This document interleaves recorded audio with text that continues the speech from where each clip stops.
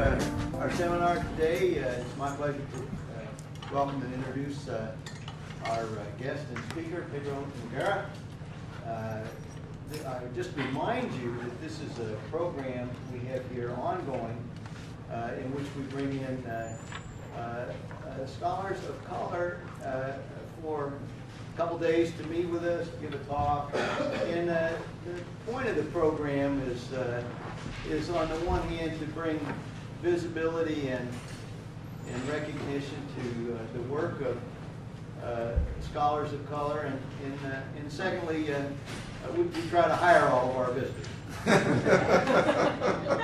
So I just mentioned to you that Pedro has got a doctorate in sociology from UC Berkeley, and he has been on the faculty at UC Berkeley for a period of time, and also on the Harvard faculty as well, and now he's at the Steinhardt School in NYU, New York University, just up the train track, and he directs a center there, but I forget the name of the center. Metropolitan Center for Urban Education. Metropolitan Center for Urban Education. I knew you would know. Good to go. Yeah, he's been extremely productive. 9 books, tons of articles, tons of chapters, and it writes on a variety of topics, all of which seem to be interrelated. But he's written on the achievement gap. I didn't mention to you this morning when we talked, but we have an initiative called the Achievement Gap Initiative here at Penn that the Graduate School of Education kicked off a year ago, and that's an important area. He's interested in issues surrounding young black men in schools and out of school. And we have people here who are very interested. I see Art Stevenson right there who writes on these topics. So, but then I noticed that on page 118 of his Vita that he is an advisor to school districts.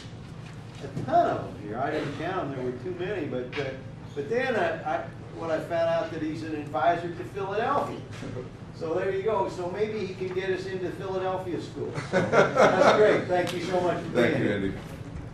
Good afternoon. Good afternoon. It's a pleasure to be here. I want to thank Dean Porter for the invitation and the flattering comment about trying to recruit me. That's such a nice thing to say, even though I also looked at Rachel, who's coming to NYU in the fall.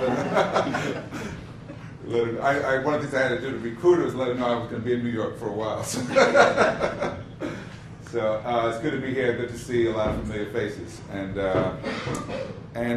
I'm really happy to be part of this series you're having this year that's focusing on, well, I'm not sure what you're focusing on, but I know you've invited several faculty of color from around the country, and I know many of them, so I can imagine, because I know them, what they've been talking about. So I decided I'm going to talk about a lot of different things related to both my work and related to the ways in which we write about, think about race in education, in the academy and beyond. And I want to start with, well, first saying that it is, I think, different to do this kind of work now when we have a president who is thought of as a black man. I say it that way because clearly he's not simply a black man in a traditional sense. His mother was a white woman. He was raised in Indonesia in part, so by no means is he a typical African American, which when he first was running was actually made an issue. It's a story about that on NPR reminding us of the fact that his blackness was questioned very early on. And I think that raises lots of questions about what does it mean to be black in America today. I live in a city where being black in America could mean you're from Cameroon or from Jamaica or Haiti or have roots in Georgia, and so blackness is a global category. It's not by any means one that's national in its limitations. But it also is full of lots of ironies and contradictions, because we know that just looking around the room, lots of people who are called black comes in all shapes and sizes and shades, and so one of the I think challenges we deal with when we deal with race in America is the ambiguities of race, and the fact that race, although we treat it as something real, a lot of times means all kinds of different things to different people, and those meanings change even as soon as we leave the country. We find that a lot of the categories we thought we knew are not transportable, don't work the same ways. So I want to just acknowledge at least that the post-racial America, that conversation, which I'll come back to in a moment, is I think sets a different kind of political context for discussion about race in education. I have a colleague at Berkeley, I won't say his name, but he said something to a grad student one day that sent her in tears to come see me. And it was because she explained to him that she was a Chicana lesbian, and she wanted to study the experiences of Chicana lesbians in higher education. And he looked at her and he said, you know, I'll be glad when I meet a minority student who wants to do something more than study themselves. And she got so upset, she came to me right away, and we talked and we listened, and I said, you know what? Despite how crass he was, he's making an important point. And she said, well, what's that? I said, well, you know, if we only study ourselves, we leave everything else to them. That is, school finance is a race issue. Because systematically, wherever you find large concentrations of poor kids of color, you will tend to find the least money spent on that. And if the only people we allow to study that issue are white economists, well, I have a feeling that some of the issues we're concerned about won't get addressed. Nutrition is a race issue. It's a class issue. You look at obesity rates, you look at diabetes, particularly amongst children, you start to realize that these health disparities have profound implications for quality of life. If we only study ourselves and don't deal with nutrition, we're in trouble. Housing. We're going to go on down the list. All these issues have very important ramifications for people of color, people who have historically been discriminated against, people who have been marginalized politically and socially. And if we say so narrowly focused on studying identity, that we don't also have people out there studying these other issues, we are going to be really even further marginalized in the academy. Well, because of the state she was in at the time, I don't think she was really ready to hear that. But that's a point I've made over and over again to colleagues and to grad students, because I think that one of the ongoing challenges we face particularly as people of color in the academy, is to how to avoid marginalization, how to avoid being pigeonholed, how to avoid being the race expert.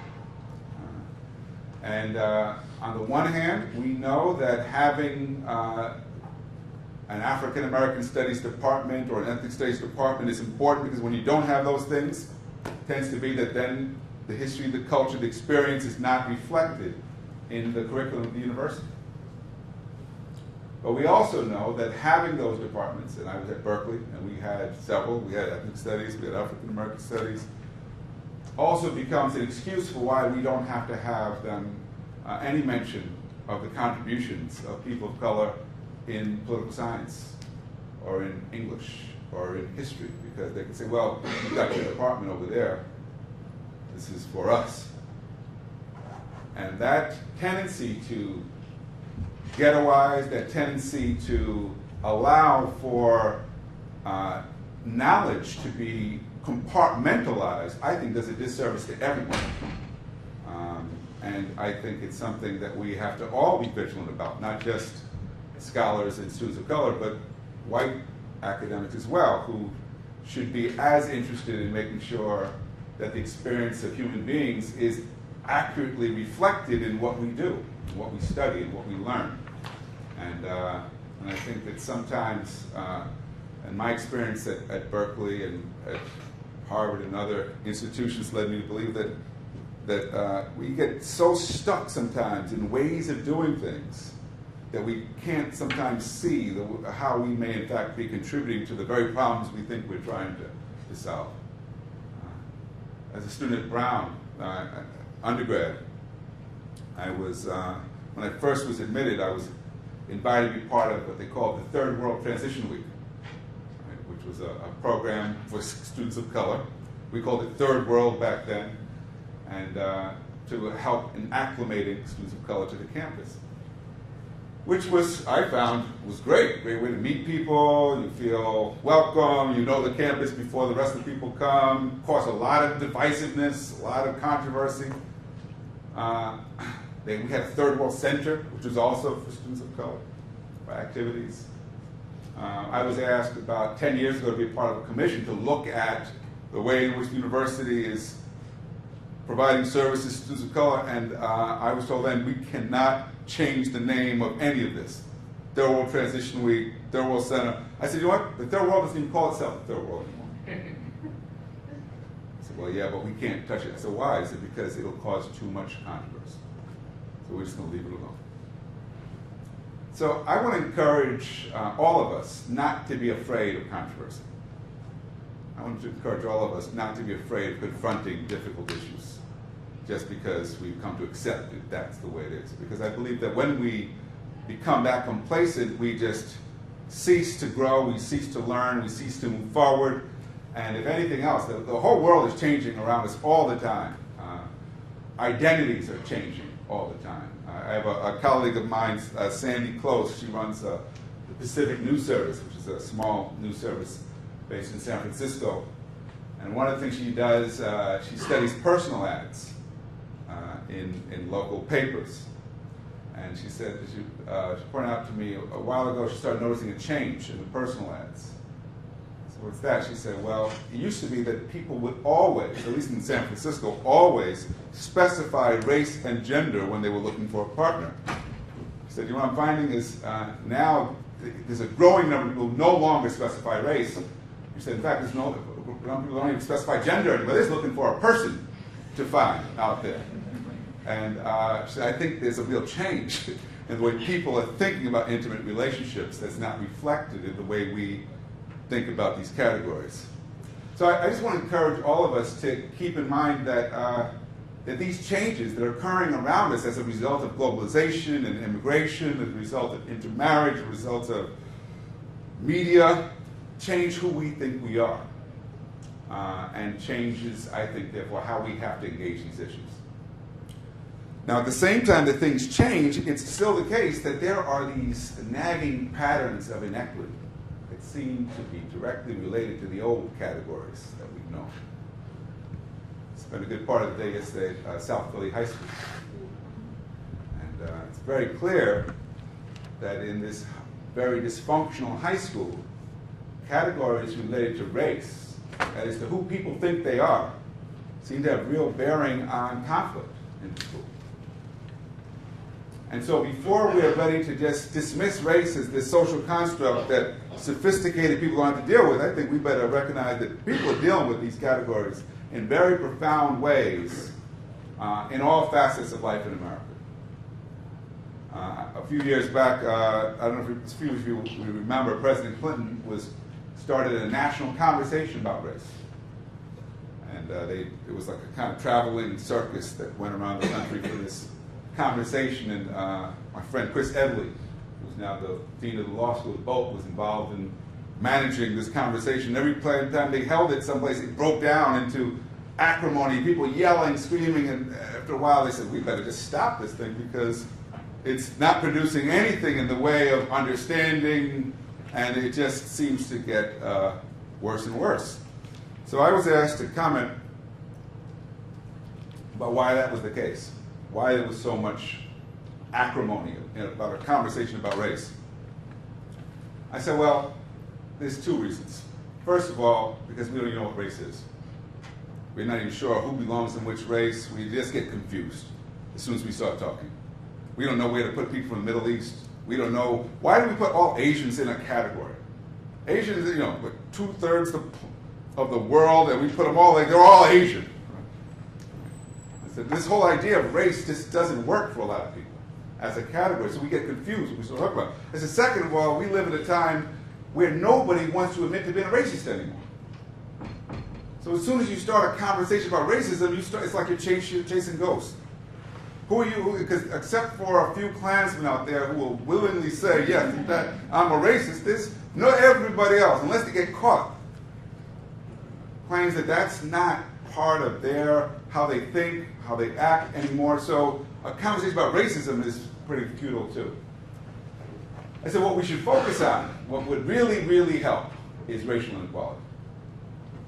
That is, even if we have to deal with the same categories we've always known, let's deal with those categories and talk about the profound and systemic ways in which racial inequality continues to show up in almost every facet of life in America, from life expectancies to employment rates, to incarceration rates, to graduation rates. Race continues to matter in America. We need to talk about that. Because if we can talk about that, and even more importantly, if we can do something about that, I believe we can actually move forward as a country. But that's not what we're talking about. Not even when we talk about the achievement gap, interestingly. I have been saying for a while that the achievement gap is, at its roots, an educational manifestation of social inequality. That's what it is. Now, why do I say that? Because we have known for years that the strongest predictors of student achievement are family income. Family income, when you combine family income with parental education, particularly how much education the mother had, you can predict with great reliability how well students will do in school. Now, there are some exceptions, and the exceptions are important, but the patterns are pretty consistent. It's a reason why it's mostly very wealthy students that get into a place like Penn. Right? It's not because rich people are the smartest. It's because when you combine wealth privilege with the opportunities that accompany that, with respect to the kind of schools those children attend, that is that you don't have to be all that talented. When you come from a family with lots of wealth, lots of resources, there are whole schools up there throughout the country for untalented rich kids, aren't there?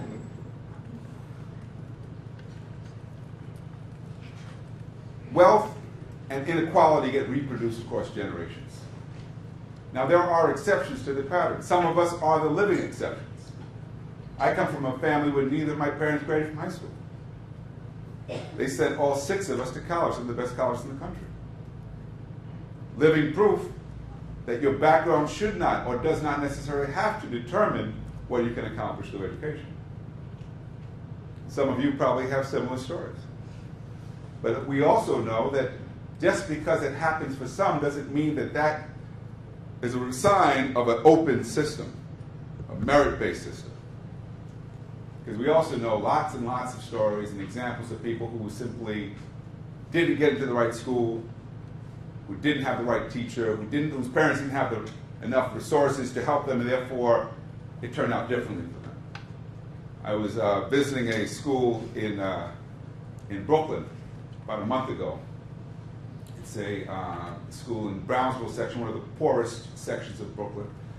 And it's a turnaround school, though. So it's a high-performing, high-poverty school. When I'll come back to later. It's proof that when you create those conditions, that even very high-need, disadvantaged kids can achieve and can thrive. And as the principal was taking me around the school, she points me to a little boy. She says, see that kid? She said, he's truly gifted. I said, yeah? She says, well, he's 9 years old and he's being recruited by the Nets. He's a basketball phenomenon. I said, well, you know, the Nets are really bad. I know they're desperate. No, he's not only been recruited by the Nets, he's also been recruited by Alvin Ailey Dance Troupe. Because he's a dancer as well. He's a ballet dancer. He said he's got the highest scores around in math and science as well. He's not just athletically gifted, he's academically gifted. I said, wow, you've got this great him. I said, how come he's here? She said, well, I hope he'll stay. It's so sad that kids like him will usually get picked off and put into a school for the gifted. Now the fact is, though, that unless the mother of that child, does something to make that happen, it won't happen to him. Because in this country, we conflate privilege with giftedness. And I try to explain that to a group of parents of gifted children. I said, the only gift your children have is you. You're their gift. Because we have, New York Magazine had a great article on this, on how poor the predictors are for 4-year-old giftedness. We test these kids at 4 to determine who gets into the highly screened schools. In fact, very low predictability for what you do as a 4-year-old for what happens to you later on. But that's how we determine it. And so because we use testing, for example, where parents who have the resources, access to psychologists, can get their kids coached through these tests at age 4, and I know many parents, parts of New York right now, who are doing that for their 4-year-olds, we end up with gifted schools that only serve white and Asian kids in New York City. And there was an article in the Village Voice 2 weeks ago, it said whites in the front door, blacks in the back door. Because the front door is for the gifted school, the back door is for the neighborhood school. Front door has affluent children from the Upper East Side served there. Back doors for the kids who walk. Very different schools in the same building, because we consistently give the most to the kids we think have the most potential, and the least to the kids who we think don't. So we compound and we reinforce inequity with the inputs. We also assign the least effective teachers, the least experienced teachers. We would never put a Teach for America teacher in a gifted school. Never. We'd only do that in the disadvantaged schools.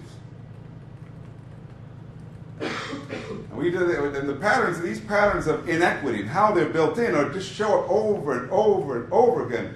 So I always try to remind people, especially I do a lot of work with schools, that when you see the achievement gap, first of all, you have to recognize the achievement gap is produced by inequity. It's produced by a preparation gap, because we have inequitable access to early childhood education. It's mostly produced by an opportunity gap, a gap in the opportunity to learn, because kids don't have equal access to the resources, both either in school or outside of school. Try to remind a lot of times educators, homework is an equity issue.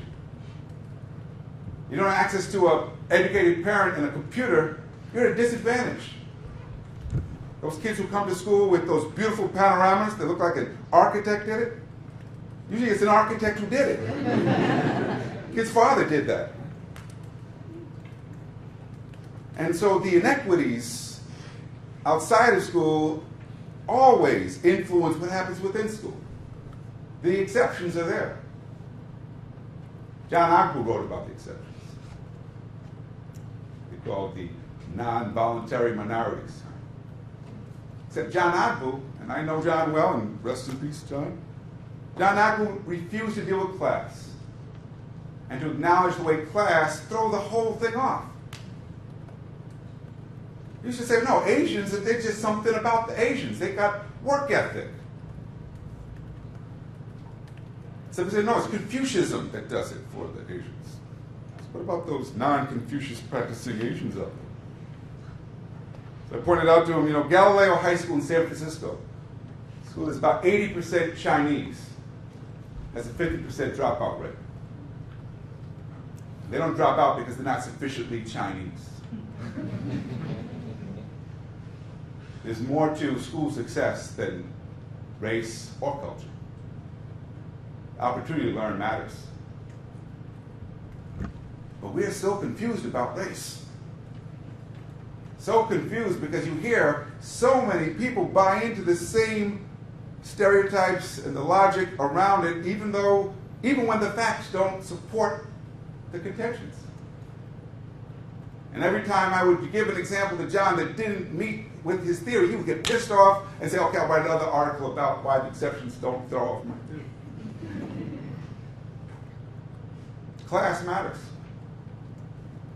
There's a reason why many Ivy League schools and Stanford and most of the University of California have undergraduate populations 20, 30, in some cases Irvine, 40% now. They're not just Asian immigrants. African immigrants are doing extremely well in this country. Many Eastern Europeans doing extremely well in schools, especially if they were lucky enough to start school in their own countries and come to us literate in their native language. Some of it is about drive and work ethic and motivation. I do believe there's something about, and there's a lot of research to show, that immigrants have a lot more of that, but that's not generalizable to the country of origin. Something about being an immigrant. Agu was right about that. Someone who's willing to leave their country and go to a whole other country where they don't speak the language, they don't know anything. That's an extraordinary person. He's willing to make lots of sacrifices, like drive a cab for 14 hours a day and have a second job and live in a house and sleep on someone's couch. Immigrants of all kinds. That's the immigrant story. That's my parents' story. Not unique to Asian immigrants. But we also know this. The longer those immigrants are here, particularly we're finding for certain kinds of immigrants, like Mexican immigrants, the more American they become. The more American they become, the less successful they become. Something about being an American, particularly if you're from one of those non-voluntary minority groups that Agu wrote about, those caste-like groups that seem to depress achievement. And so then again we're forced to realize, well, maybe there is something about race that really matters profoundly. And what is it?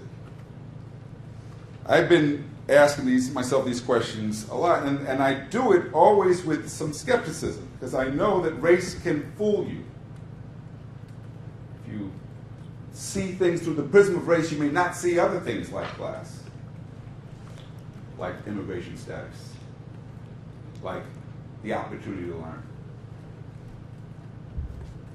So we just did a study on black and Latino male dropouts in New York City. And here we find in a city that has rising graduation rates. New York City is proof that you can actually begin to significantly reform urban education.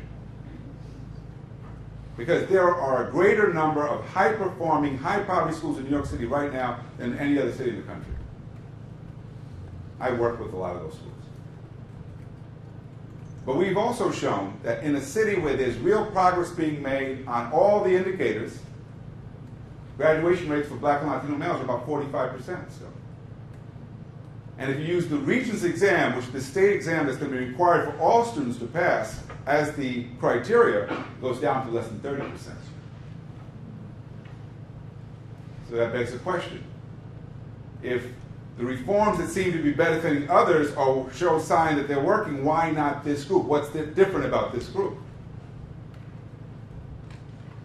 Well, then we also looked at the data. We found 20 high schools in New York City that have graduation rates of over 90% for black and Latino males. 20, that's not a small number. What's different about those schools? Urban Prep, a public high school in Chicago, just stunned the nation because they just graduated their first graduating class of black male students, and 100% of them were admitted to four-year colleges, and 100% graduated. Starting to again beg the question, what's different? And it forces us to ask, well, maybe there's something different about the schools. And why is it that certain schools can consistently get better results than other schools? This is the question that Tony Bright, many of you know, is formerly at Stanford, and we talked about Tony a little while ago, and now at Carnegie, just came out with a book called Organizing for School Change. Analyzed 10 years of reforms in Chicago. Look at all the changes that now Secretary Duncan wants to bring to the country. Question is, why did some schools get better and other schools not get better under these reforms? And what their research is showing is the schools that serve the most disadvantaged kids, didn't get the help they needed and did not improve. Because there you're forced to realize that it's not simply about what schools do, it's also about what's happening outside of school. It's about the fact that kids are coming from families where there's illness, the families where there is a father incarcerated, families where there's a whole range of other needs that impact learning. And it's interesting because I was telling this to Dan, who's Dan's last name? Wagner. We were talking a lot about policy and about No Child Left Behind and what's wrong with it, and whether or not the Obama administration will do something to correct what's wrong. And I have my doubts because they don't even know what's wrong. No Child Left Behind left us with dropout rates of 50% and higher in every major city in the United States. I don't think we can just tinker with this policy if we want different outcomes. I was explaining to Dan, I said that I think the most important thing that Obama's done so far right now for education is the health care bill. That'll probably have more of an impact than the race for the top or the stupid school closure plan they've come out with, heralding Central Falls, Rhode Island for firing all the teachers. I said, just politically, does Obama think that that's actually a strategy? Is there some other group of teachers waiting outside for their chance? Dan Ravitch, who's a colleague at NYU, says, if we have too much crime in a city, do we shut down the police stations and replace them with inexperienced cops? I think it's worthwhile analogy to look at because that's the kind of strategies we're seeing implemented across the country. That's showing up now in Washington. New York City's been way out ahead in doing this. I tried to explain to Joel Klein, I said, you want to shut down failing schools that you set up to fail. You set them up to fail because you over-concentrated, over-populated them with the neediest kids, and then staffed them with the least experienced teachers and principals. Did you really think those schools were going to be successful? If you close those schools down, what's the new plan for those kids? Who's waiting to receive those kids? What schools? How are they organized? Well, we're finding, we have charter schools opening up, and I support charter schools. I'm not opposed to charter schools. But many of these charter schools are screening out the neediest kids. The hard-to-serve kids. So the public schools are left with a disproportionate number of the kids that no one wants to serve. The parents who don't show up to a lottery, don't know there's a lottery, don't speak English. So you're forced to keep coming back to the issue of inequality. The last 30 years or so, we've been using education as the primary strategy and policy to address inequality in America. But we do it in the most feeble of ways. We pass laws requiring kids to go to school, but we don't do anything about what they get when they come to school, about the inequities they face. Go to school like South Philly High School, and you're forced to realize these kids don't stand a chance at this school. School's not designed to serve their needs, much less prepare them for college. Is it any wonder in a school like this that kids would fight, that there would be behavior problems in a school where kids are not getting a decent education? I don't believe you can solve the racial problem at South Philly High School without addressing the education issues. They're totally interconnected. And I don't believe you're going to close the achievement gap if you ignore poverty and inequality and the inputs in schools. So I continue to focus on issues related to race. I continue to debate people like John McWhorter. John was a colleague of mine. John, some of you may know, wrote the book called Losing the Race. It's become, I tell him that we debated at Berkeley when we were both there.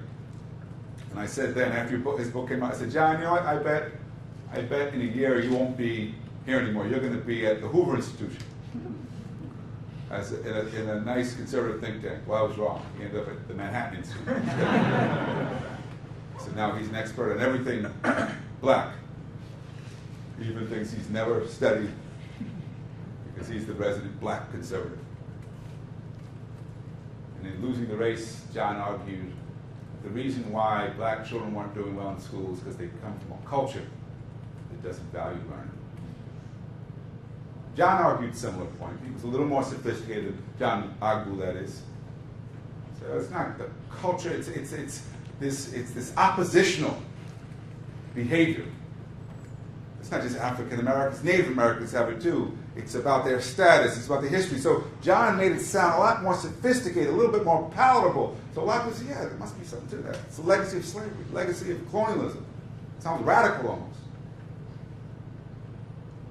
Why is it that legacy, if that was the case, doesn't operate at urban prep? Why is it kids at urban prep don't think achieving at high levels is about acting white?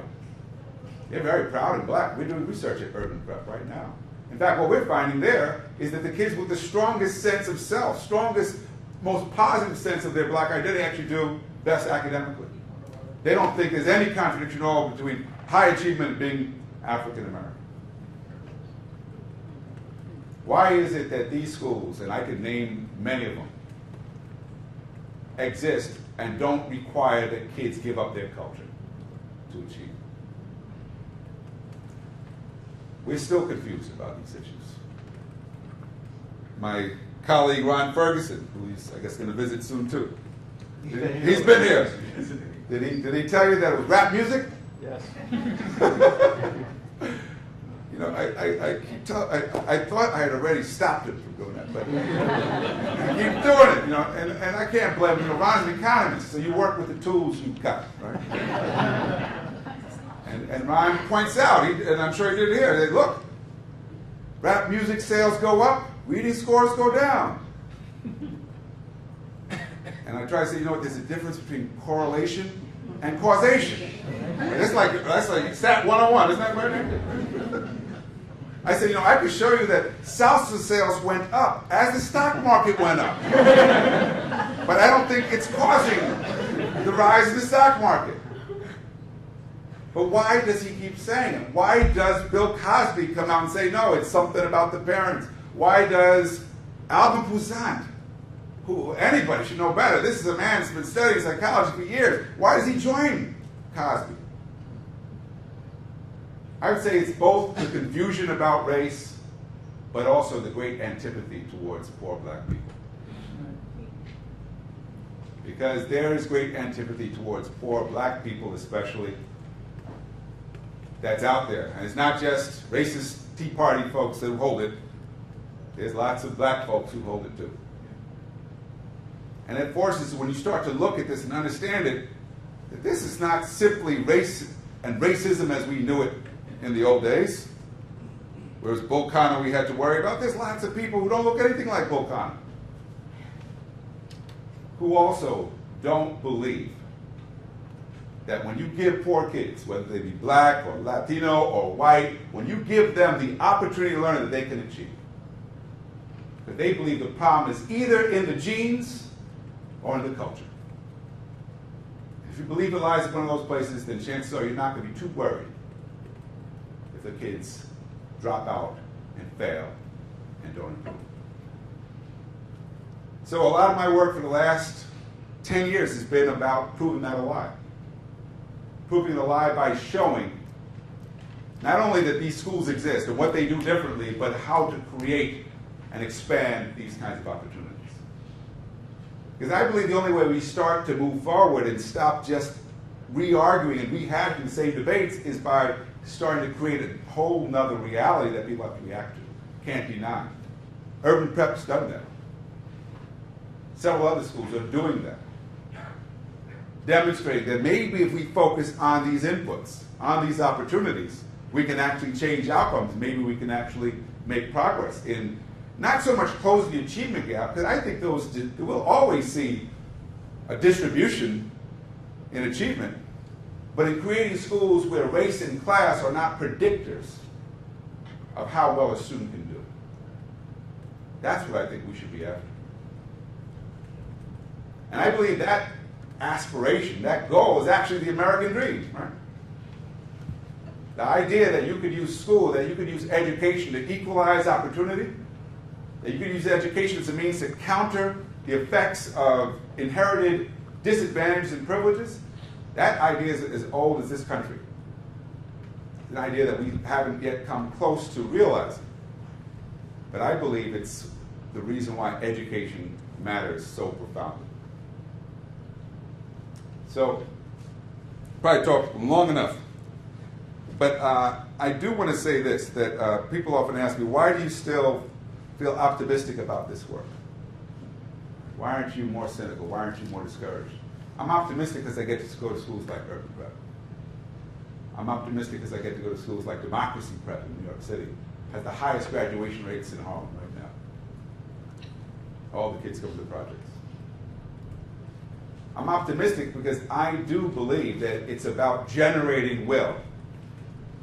Generating will at lots of different levels to change outcomes, change the reality. And I believe if we can do more of that, we could actually start to close the gaps in achievement and start to move forward in this national obsession with race. So, stop there. Hopefully get some questions and reactions. Thank you.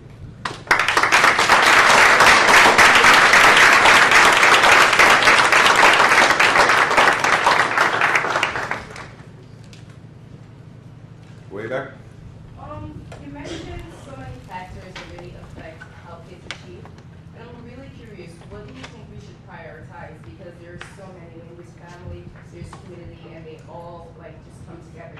So what do you think we should prioritize? Well, unfortunately, I think you have to do everything. So how do you do all of that? Right. Well, that's the challenge. If you that's part of what's gone wrong. I think over time is we fixate on one thing. We fixate. Let's just change the curriculum, or let's just change the way teachers are trained, or let's just change the class size, and we ignore the fact that it's a combination of factors that have to come together. And often, if you ignore some critical factors like the parents, then you don't get the results you were hoping for. And so I realize that it's a lot to say we've got to focus on all of it, but I don't see a way around it. Right? I think we've been trying. For a long time, we run a program at the center I direct. We run an Upward Bound program out of our center that serves students with disabilities, learning disabilities. We graduate 95% of our students, and they go to college. These are kids who would otherwise not even graduate high school. But our strategy is to compensate for what's happening in school. Right? Because we work with them on Saturdays, we work with them outside of school, we do everything that the schools don't do for them. It's great. We serve about 180 kids a year. It's a drop in the bucket. And I believe that while strategies like that can make a difference, it can't make a difference at the scale that we needed to have it at. So it's sad to say that we got to do so much. Sad realization, but we might as well, we've been tinkering around the edges with lots of things for so long and not getting results. And every time we have a failed experiment, people come, like you saw the article last week, the paying kids for higher test scores to go to school, they're now saying, well, not producing the results we'd hoped for. So Bloomberg says, okay, we're not doing it anymore, not putting any more money into it. Now, MBRC, which did this study, the Manpower Research Development Corporation, actually said, well, it actually did work for getting kids to go to school more. And attendance actually is one of the factors that contributes to higher achievement and graduation, right? But because they fixated on one thing that they saw as a silver bullet, now they're ready to wash their hands and move on. And it's never that simple. There's never just one thing. Here and then there. So I guess to piggyback on that question and the fact that there is so much that needs to happen in order to improve academic success, what are your thoughts on the Harlem Children's Zone as a model? I have great admiration for Jeff Canada, what they're trying to do, and know Jeff well. I think there are two big problems with it. One is it's not sustainable. It's too expensive. Jeff has been very successful at raising funds. He's raised over $50 million. He's got an endowment.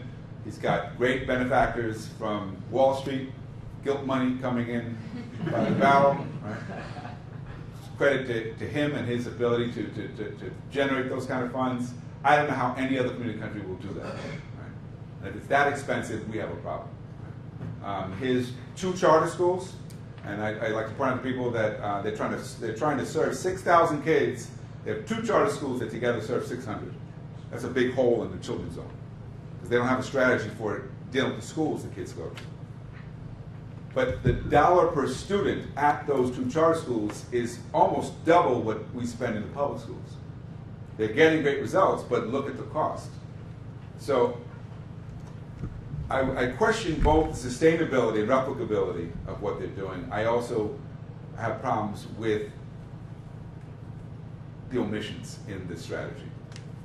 No school change plan, and over-reliance on monetary incentives. So there's some flaws, I think, that are in there. Nonetheless, I'm glad it's going on. I'm glad that he's doing it. I'm glad that he's getting the support he is. I think it's refocusing interest and attention on the question of what to do about poverty.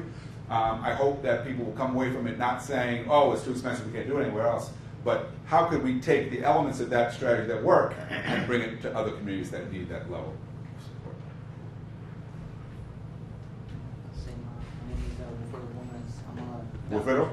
Gomez. I'm a doctoral student in Africana Studies.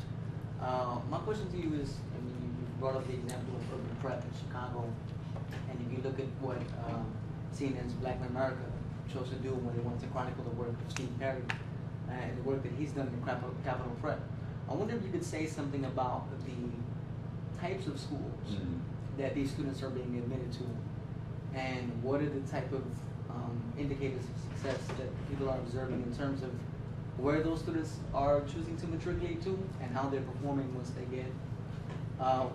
get there, and are they graduating? Good question. Is the key question. Unfortunately, I don't think we have the answer to those questions yet. Because, well, Urban Prep just graduated this year, so we know they got into 4-year schools. We have no idea yet whether or not, how they'll do, and whether or not they'll graduate from those colleges. We do have data on other programs, like KIP, for example, now, which are actually showing pretty good results for their students on a more longitudinal basis. So, but we don't have data on these other schools yet, and I think that's a good question. What are the long-term benefits? So, in case it's still out on that. Yes. Nancy Santiago, and actually we brought you out to do some work with us in LAUSD back in '07. And one of the concerns I have in the communities where we're seeing kind of the success stories, we also see a convergence of different communities of color coming together to work on an issue. My concern are places like LAUSD, for my Latino parents and my African American parents will not work together. In those kinds of situations, have you seen pockets of success? And if you haven't, then what do we start doing to kind of talk about the race issue and the class issue within communities?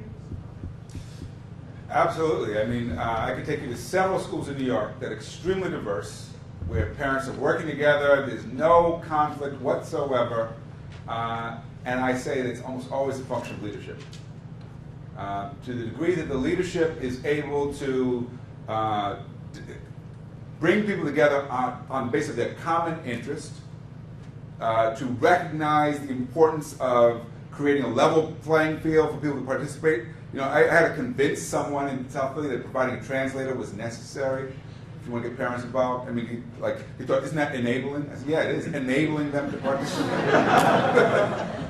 So there's a lot of leadership issues that I think contribute to the conflicts. Now, the conflicts also have a life of their own, especially in LA. Because the issues are not just the conflicts within schools, there's also issues in the community, right?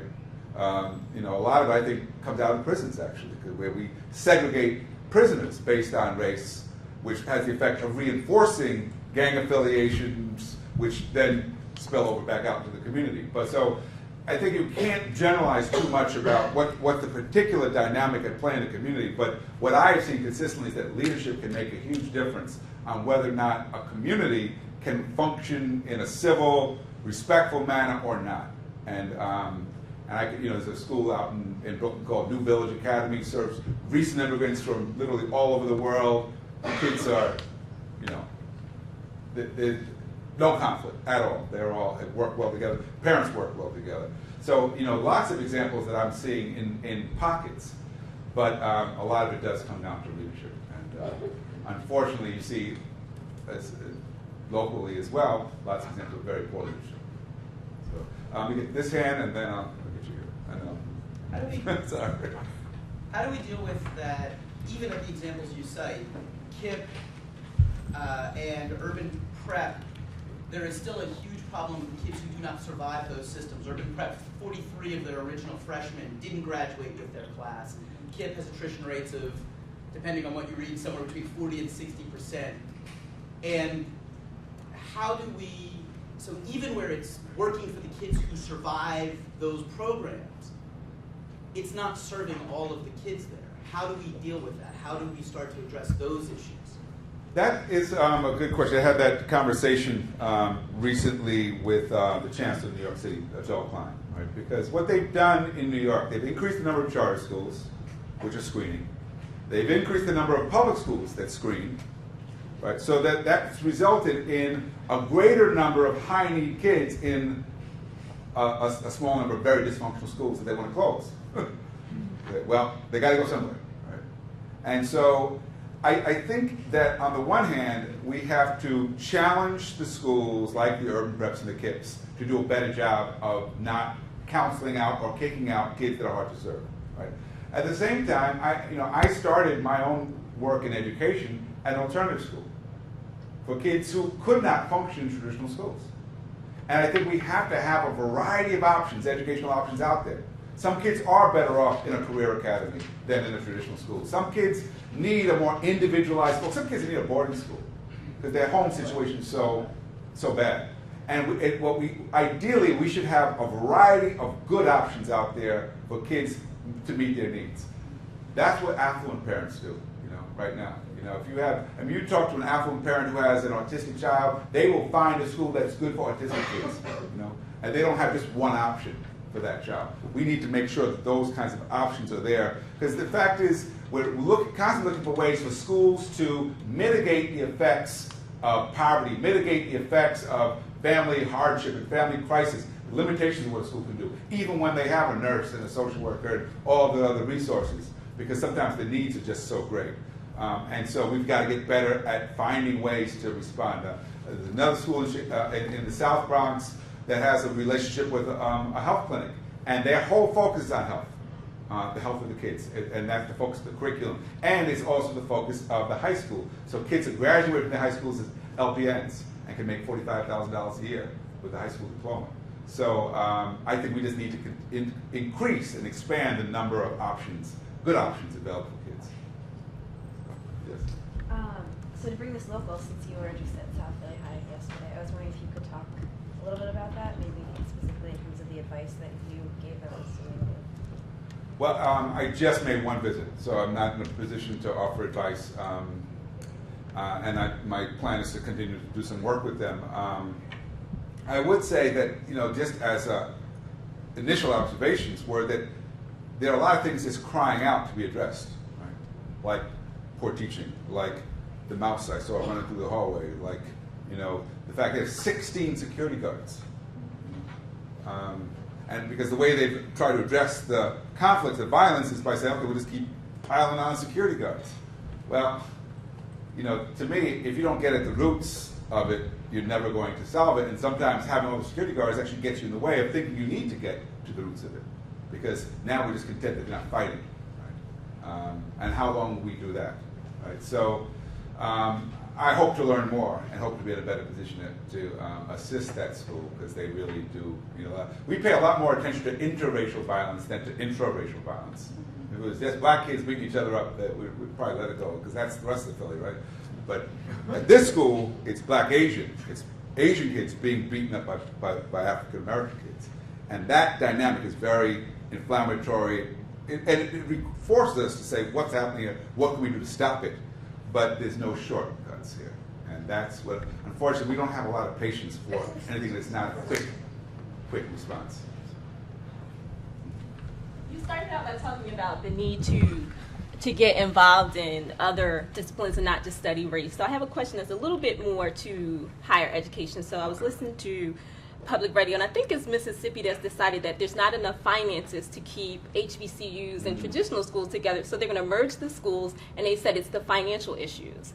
And so the argument, of course, has been that the HBCUs are doing a better job of serving students of color and students who wouldn't ordinarily have the test scores to get into schools, that just look at test scores as a primary indicator. So can you talk a little bit about that, or like what are your thoughts about that, or sort of that strategy when we know that HBCUs accept students who go on to do well that other traditional schools don't? That's a tough question. And again, it went directly to it's a financial issue. Right. No, Financial- and I know several states are faced with those financial hardships right now.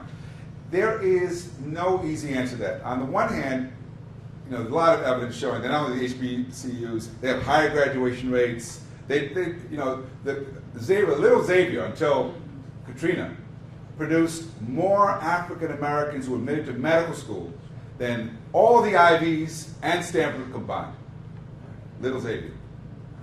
That meant they got high enough MCAT scores to be admitted to medical school. So to see a school like that, closed, means that there'll be fewer black doctors.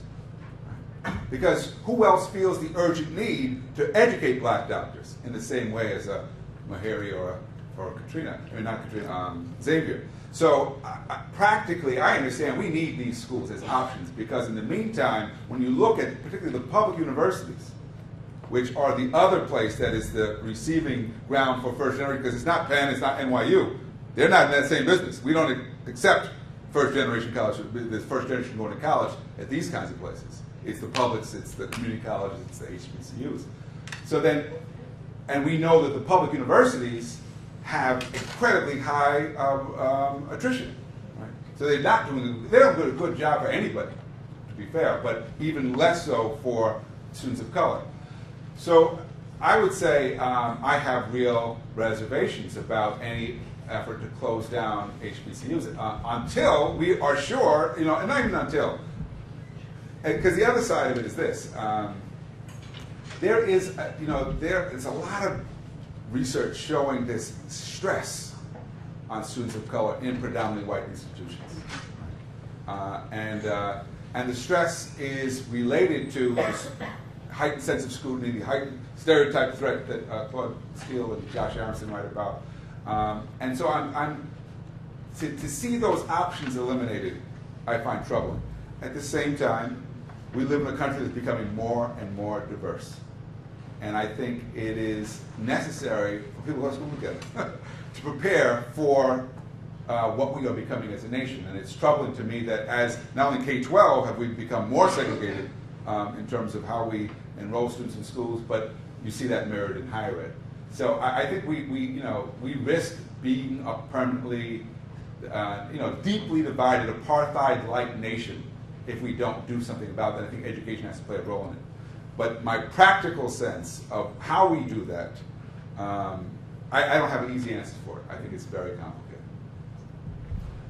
Here and then, I'm sorry, I asked Tom and then go back to you. Okay, I want to go back to the leadership gap, the leadership question, and get your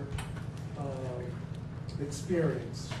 Would you need to see schools succeed, or is it in the case of South Philly where you're saying there's a lot of problems?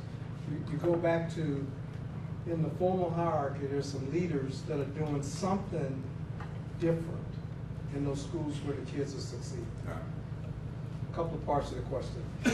Are those formal leaders Caucasian? If so, what drives those leaders to actually behave differently in a culture that is and has been about racial apartheid? So something's happening at that level. What have you been able to pick up?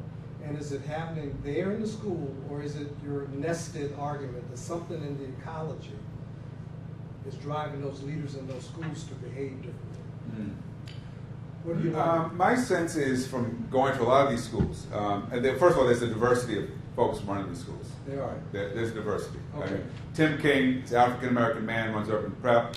Seth Andrews, Jewish man, runs Democracy Prep. I'm going down the list. There's a real spectrum out there. All right. Most of them, that is encouraging. Right. Most of them, I think, are motivated by the best ideals. They want the best for kids. They really, I think I'm inspired by what I see they bring, because the dedication that it takes, the hours they put in, the attention to detail, I think is admirable. And it's a reminder of why so many public schools fail. Right? Because when you go to a school like Urban Prep or Democracy Prep, you see a real focus on quality control. Right? Attention to the details. You go to a lot of public schools, no focus at all. The slop that passes for good enough just lets you know this will never work, right, with these people in charge. Because they don't even have a standard of excellence that they're aiming for, much less any idea of how they would implement it. Right? So, but that's not about race. That's all about kind of your own commitments, what you bring to it. Now, it helps to have the ability, and this is that both Urban Prep and Democracy Prep have the ability to choose their teachers.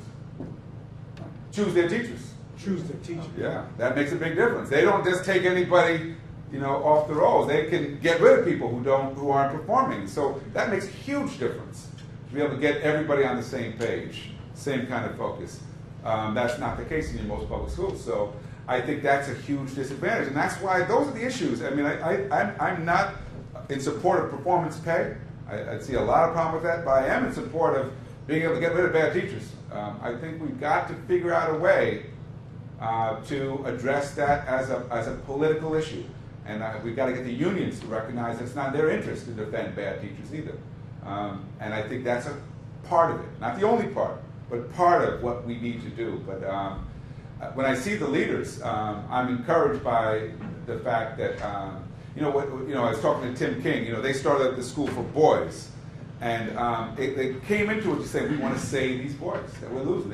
Too many boys failing, too many boys dying, too many boys ending up in prison. But they didn't have a sense of what they needed to do with respect to curriculum, with respect to the kinds of programs. So they experimented.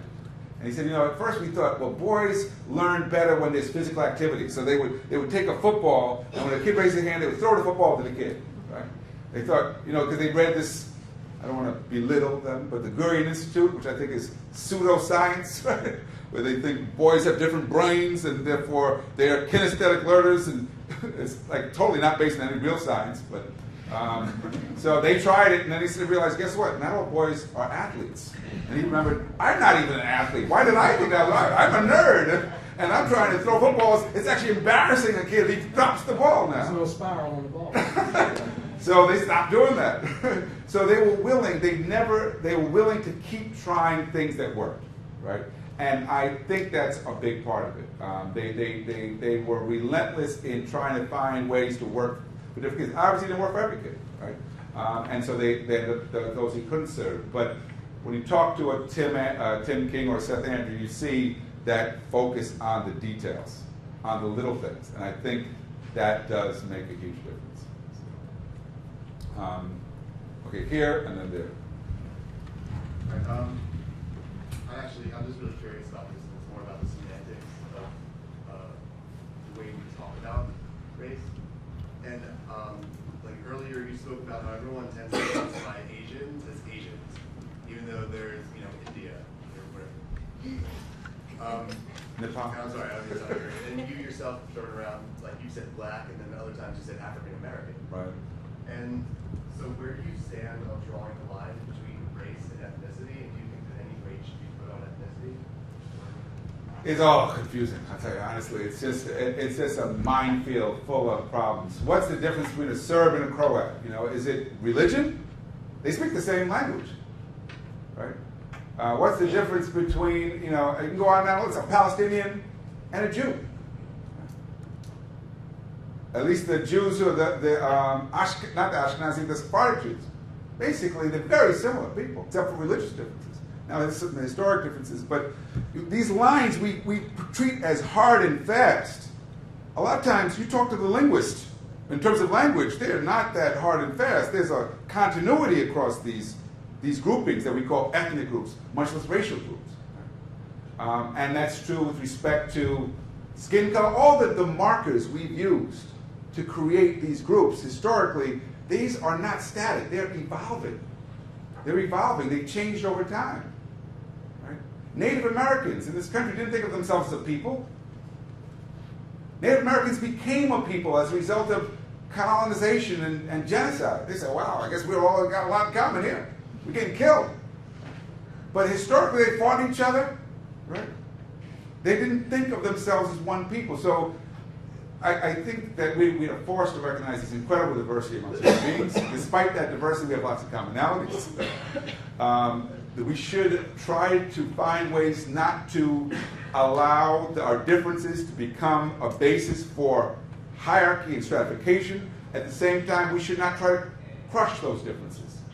You know, there's, I mean, we should all be concerned. I have a student who was a Delaware Indian, and you know, for those who don't know, the Delaware Indians don't live in Delaware anymore. They live in Canada because they were forcibly expelled from this country.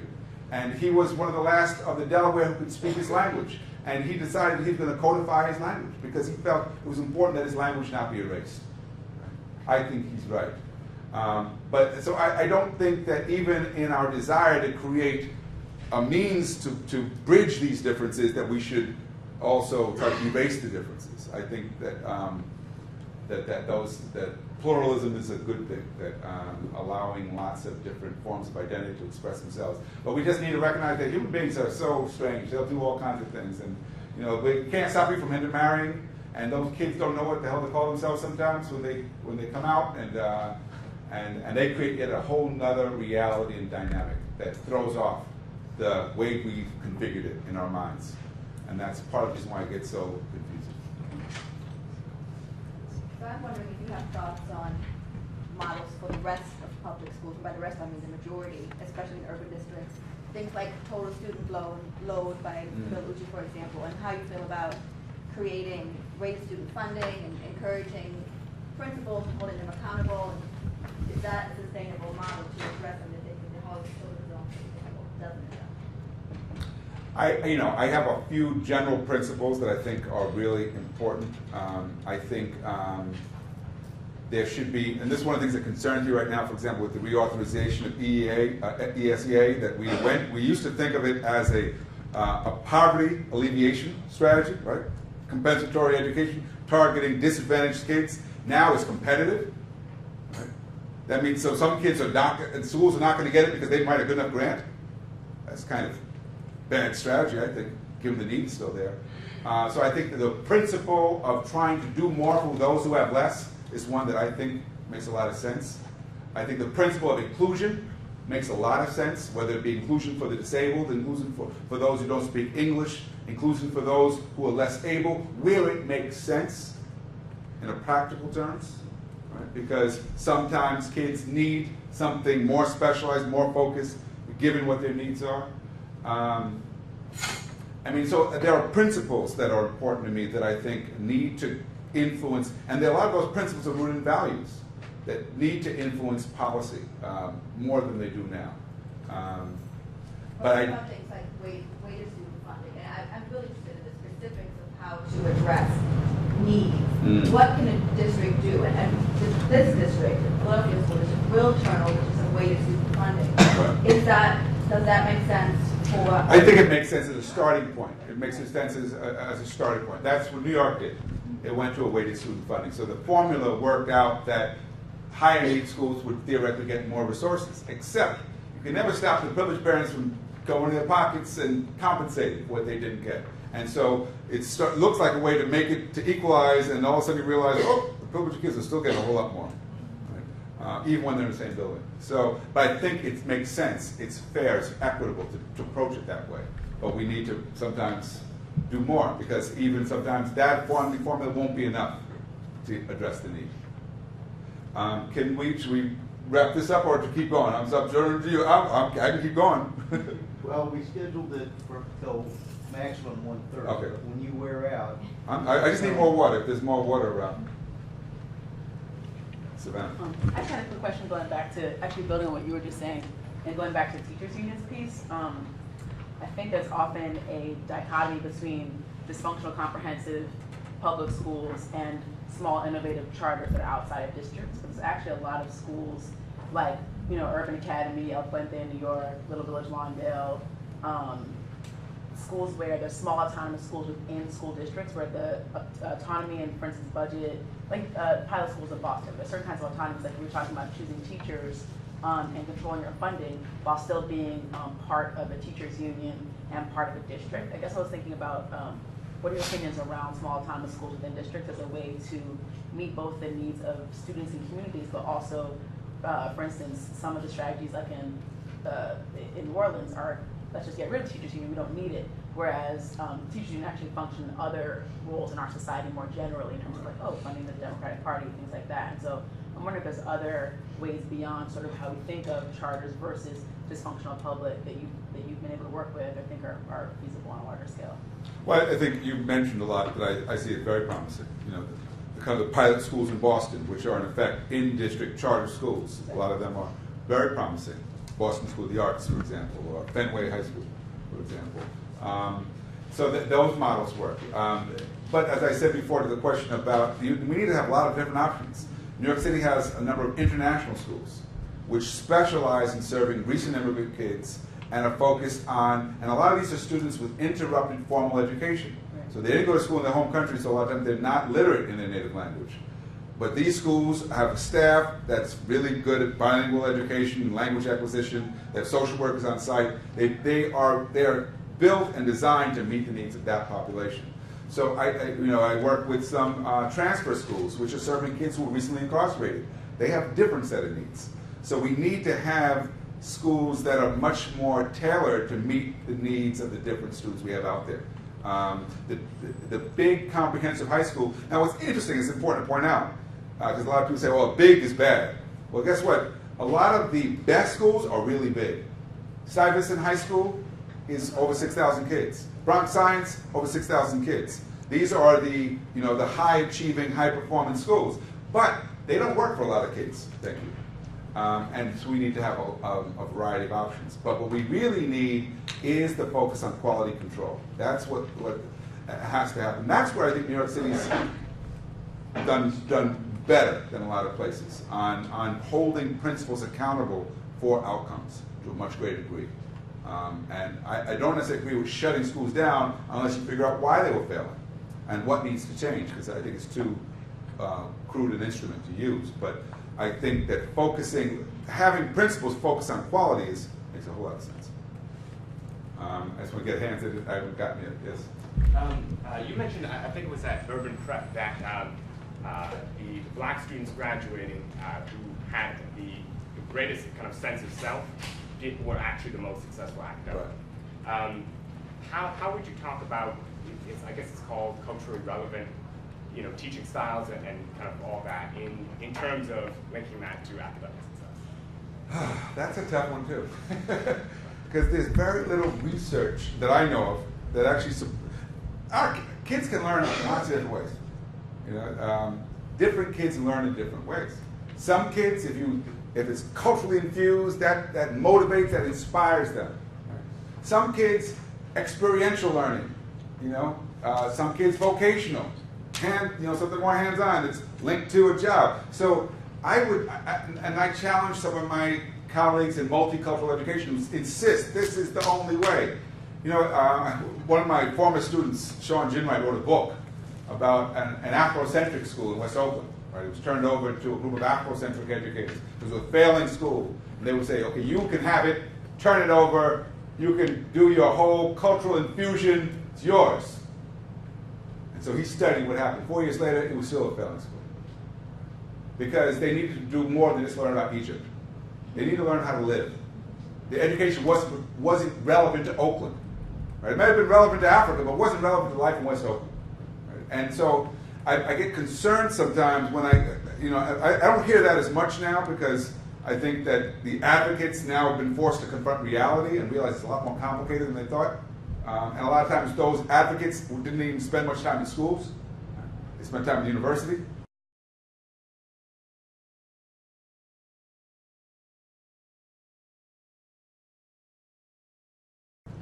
I served on the school board in Berkeley, California. Came to regard that as my big mistake. My sentence on the school board, 4 years. But shortly after I got elected, we have to adopt new textbooks for California. And so it was a huge controversy debate, not unlike the one occurring in Texas, except there wasn't we weren't Christian evangelists on the board. We were people trying to do a good thing, and we're trying to, you know, we had these textbooks, and the reality was that if we didn't approve the books that the state had approved, our teachers would use the old books, which everyone agreed were worse. So I'm looking at the textbook, and it starts when Columbus discovered America in 1492. I'm like, how can you? The only way you can say Columbus discovered America is if you say the people who were here were not people. You can't discover something that's already in heaven. Right? What do we do about that? And then I spent some time talking to teachers, and I realized, you know what? A good teacher can make up for a bad textbook. The best textbook in the world can't make up for a bad teacher. And so we can never only focus on one aspect of this. It goes back to the question we get. We gotta do the hard work, which means all of it. And unfortunately, I think there's this tendency in education to fixate on one piece. We thought phonics will do it. We just do phonics, we'll solve this whole thing. Technology will do it. It never works like that. It never does. Here and then there. I was wondering, actually, if you could speak directly to that point. I think that there's a problem of simplicity and complexity, and of the desire for answers that are manageable and scalable, and the sort of mess of doing things that are hard and ongoing and require change and constant reflection.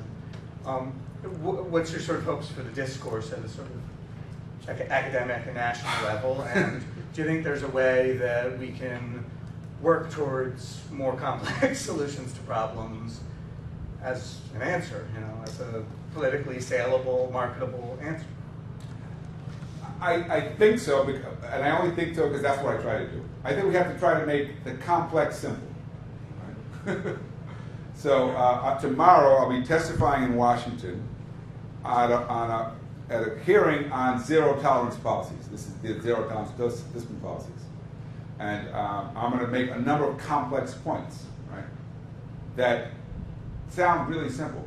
Denying kids school time as a punishment actually hurts your achievement strategy. And that maybe you need a different strategy for discipline other than pushing kids out on the street.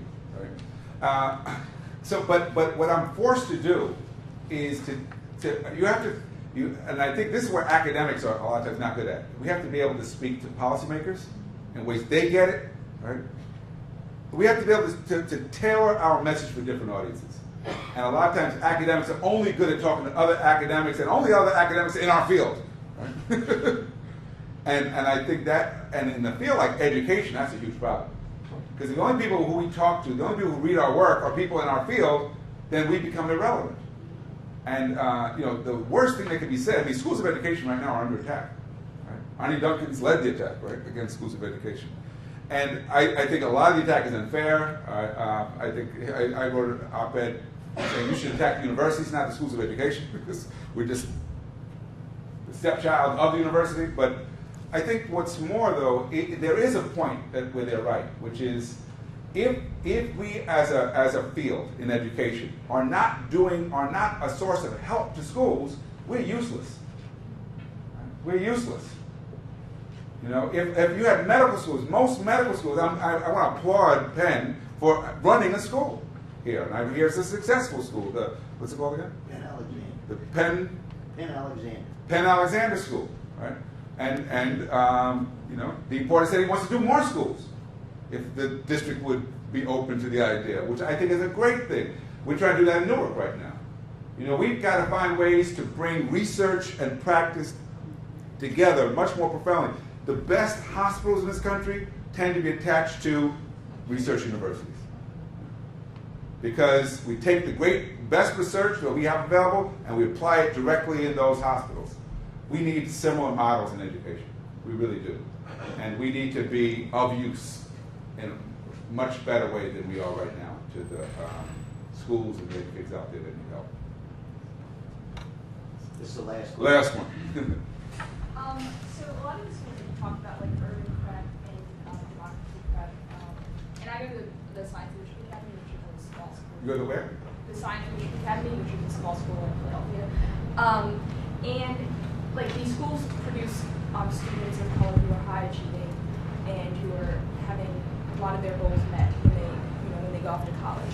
But how do these students deal with the scrutiny that they're going to face in college from their classmates and from their professors about not being of a majority, of almost being seen as negating their culture because they're being too white or they're being too American. So how, like, as a student who will be graduating this year, how will I deal with that next year in university? Those are really, the question is, how do we make sure that these kids are in fact being prepared for the kinds of colleges they're going to go to, right? And particularly if they go, are you talking about kids who go from racially kind of exclusive schools, like all black schools, going to predominantly? Or students who go to schools that are diverse in all senses. And then they go to colleges that are not? Yeah, they're predominantly white. Right. I mean, I think this is an issue that all the schools need to think about. What are we preparing these kids for? It's one of the, it's an issue I raise, because some of these charter schools, when I was at Democracy Prep, they've got the kids quiet in the hallway. They've got the kids marching in line in the hallway. And, now, when you go to a school like South Philly High School, where there's chaos in the hallway, you say, well, this is a whole lot better than that. Nobody's fighting each other. But I said, you know what? When they go to college, they're going to have to be able to walk and talk at the same time. And maybe they're not going to be ready for that because someone's always regimented them. And maybe if you're really interested in preparing kids to become leaders, they might have to experience some leadership, right? And not just being told what to do all the time. So I think all schools have to engage these questions. What are we preparing our kids for? And what does it mean? If we're really preparing them for college, what does it really take for kids to be successful in college? And I think it's a question that all schools should be constantly examining and constantly. Larry Rosenstock, a friend of mine, runs a school in San Diego called High Tech High. And they've gotten really good at this. And what they do is they get their alumni to come back and talk to them. What a radical idea. About what it was like in college and how well they were prepared and what would have helped them. And based upon what they learned from their alumni, they make adjustments. And I think it makes a lot of sense, right? Because, as soon as we get stuck, as soon as we get fixed, we say, this is our way, this is the way we do it, we start to become irrelevant, right? We've got to constantly be willing to reflect and revise and refine in order to make sure that we are meeting the needs of the kids we serve, because the kids we serve are constantly changing. And I think that was it. So I'll be around. Thank you.